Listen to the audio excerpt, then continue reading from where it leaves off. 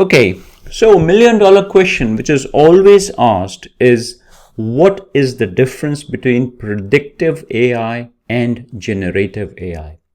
What if I tell you whatever we learned so far, right? Where in terms of we learned about artificial intelligence, we learned about machine learning, we learned about deep learning. So all these things where we were actually looking into patterns, and based on the patterns, I told you, what are you looking for? Yes, predictions, right? So all this falls under predictive AI.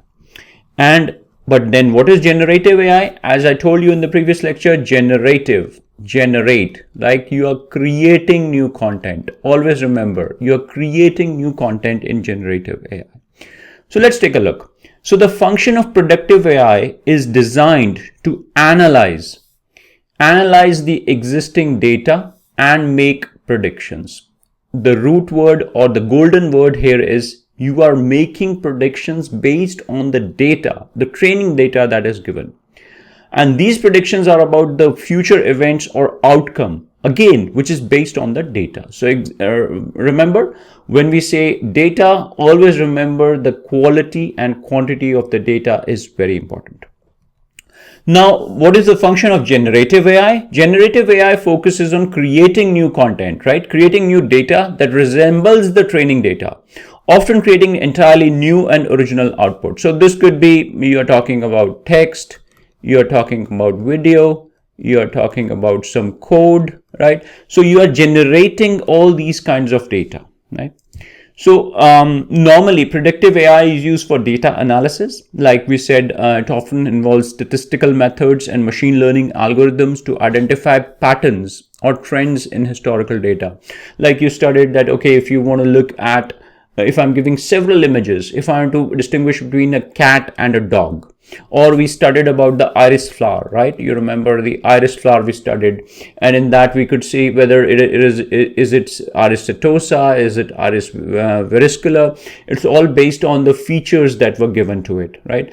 And we also studied about the stock market prediction, right? What would be the stock price for future, right? So this is all based on the data analysis that you're carrying out. But things change in generative AI. In generative AI, the main aim is content creation. You're capable of generating text, images, music, and other forms of media, or even you can say pieces of code. So you can ask generative AI system to write a Python program for you as well. Then we talk about the applications. I think a bit repetitive, but it is normally used in forecasting, like weather forecasting, stock market price prediction, risk assessment, customer behavior prediction, even you can say fraud detection, right? For all this, you would use a predictive AI system. For generative AI, obviously you would be using in art, design, generating synthetic data for training other AI models and creating realistic simulations, right? Because wherever you are generating new content or you're creating new content over there, you would use a generative AI. And yes, it provides insights and recommendations, which helps in decision-making process. So now again, we we had a look into the Netflix recommender model, or even Udemy that we I think studied, where if you purchase one course, it shows why don't you purchase these bundle of courses, because these are from the same instructor and they are actually related to your form of say education or the technology you are working in. So these are the kind of recommender systems that work on predictive AI. With generative AI, it has the ability to produce creative and novel outputs which go beyond the scope of input data. So as I said, if I want to write a poem, or if I want to write an essay, or want to write a letter, so you're just giving few words of input, but the way it creates new content is really amazing, right?